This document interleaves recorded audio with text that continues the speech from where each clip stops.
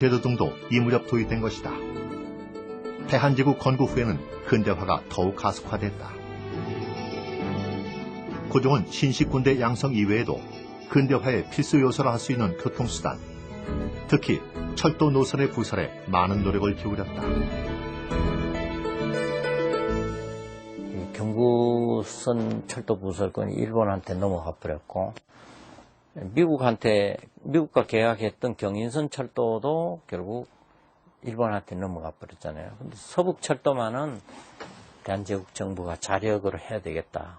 그래서 그 외국 차관을 끌어들이고 이렇게 사업을 벌리죠. 프랑스와 벨기에 합작회사 동양국제회사에 자본을 투자해 서북철도 사업을 진행시킨 것.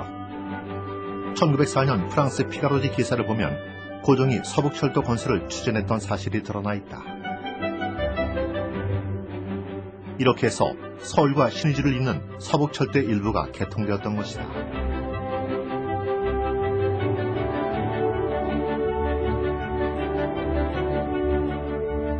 철도의 도입은 대한제국에 많은 변화를 몰고 왔다. 철도와 더불어 근대적인 시간 개념이 생겨나고 전통과 근대가 공존하는 풍경 속에 신문물은 대한제국 사람들에게 익숙한 일상으로 자리 잡기 시작했다. 한국과 그 이웃 나라들이라는 책을 쓴 이사벨라 비숍은 서울의 변화를 이렇게 증언하고 있다.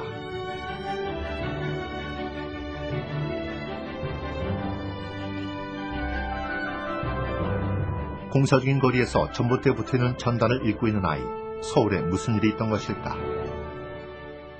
근대 국가가 갖춰야 할 가장 기본적인 요건이 가로 정비를 통해서 위생적인 도시 환경을 만드는 것과 그다음에 공원을 만들면서 도시 환경을 갖다가 깨끗이 정비하는 프로젝트였는데, 바로 동시기에 서양의 국가들이 근대 국가로 나아가면서 행했던 그런 같은 종류의 프로젝트를 고종 황제가 러시아 공사관에 있으면서 이채연 한성부 판윤이 시행에 옮겼다는 겁니다. 사진을 보면 한성거리 곳곳에서 공사가 이루어졌음을 알 수 있다.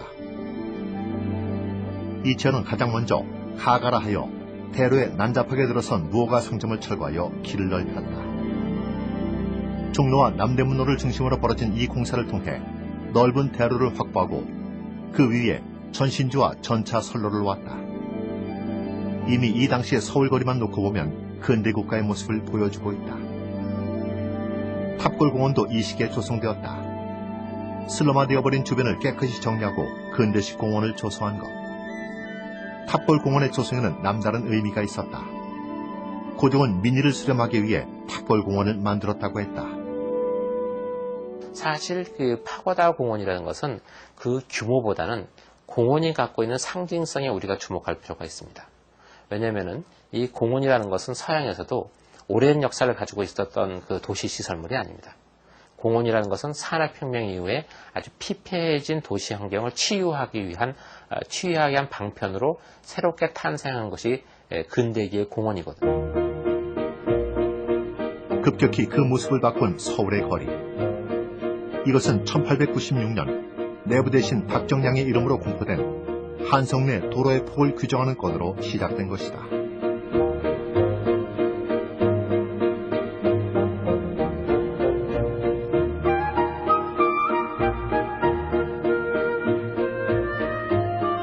이 도로 정비 사업의 주요 내용은 경운궁에서 경복궁을 연결하는 길을 신설하고 광화문 내거리에서 종로에 이르는 길과 경운궁에서 남대문로에 이르는 길을 확장하는 것으로 시작됐다. 지금의 서울거리는 대한제국의 기본 골격에서 크게 벗어나지 않는다. 고종이 꿈꿨던 근대국가의 모습이 바로 지금과 같은 모습이었을까?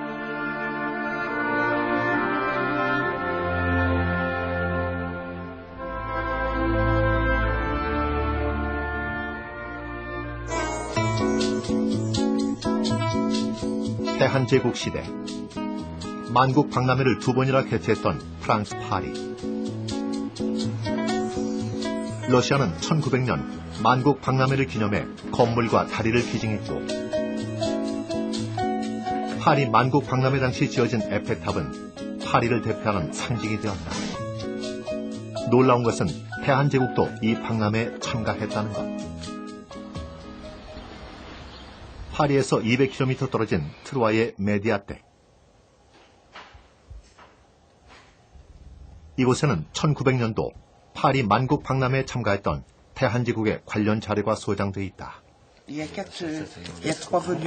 고종에게 있어 파리 만국 박람회는 독립국으로서 대한제국을 세계사회에 알리는 중요한 기회였던 것이다.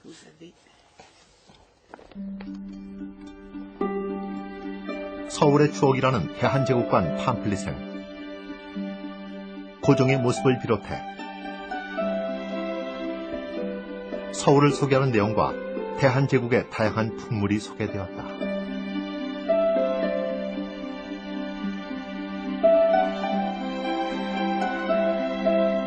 참가국들의 국력을 상징했던 전시관. 대한제국관은 현재 에펠탑의 왼편이었던 생드마르스 서쪽 쉬프렌대로에 세워졌다.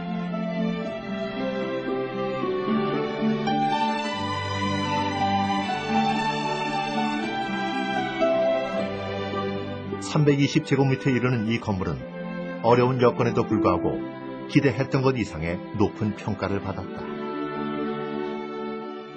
À Chenzhou, bon, où on s'intéresse à l'industrie du papier, les gens étaient étonnés de retrouver toutes sortes de papiers de couleur, si vous voulez. Donc, ce qui montrait quand même que c'était une qualité non négligeable. Hein, c'était pas. 파리 박람회의 팜플렛에서 발견한 대한제국의 상징 태극기.